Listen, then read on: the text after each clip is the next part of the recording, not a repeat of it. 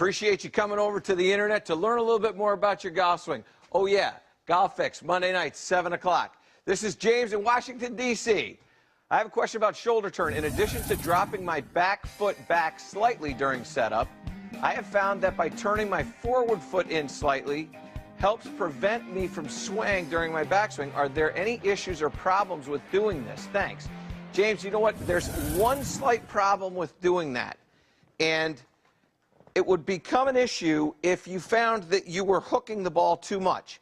What happens is that what James was talking about is he's having a difficult time turning. So in previous shows, I've talked about taking the back foot and just dropping it back this way so that it creates a little bit more of a closed line with the hips and allows for a little bit more shoulder turn. Now what James is saying is that if he takes this toe and he turns it back like that, now what's going to happen is that it's going to allow him to even have more turn. And here's the situation. Here's the problem. When I start to take this and drop this back and turn this toe in effect what I've done is I've moved the ball position more forward.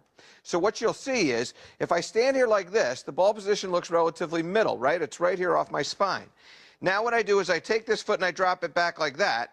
Now I'm inside. Now the ball's moved a little bit more forward. Now I take this foot and I go like that. Now my body, the ball position has gone from here to here. It's moved about 7 or 8 inches forward.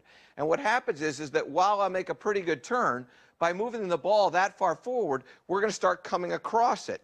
So this is what I would tell you, James. If that's what you're going to do, if you feel like by dropping the right foot back or your back foot back and then turning that toe in is going to allow you a little bit more turn, that's fine. In effect, all you've done is just closed your stance.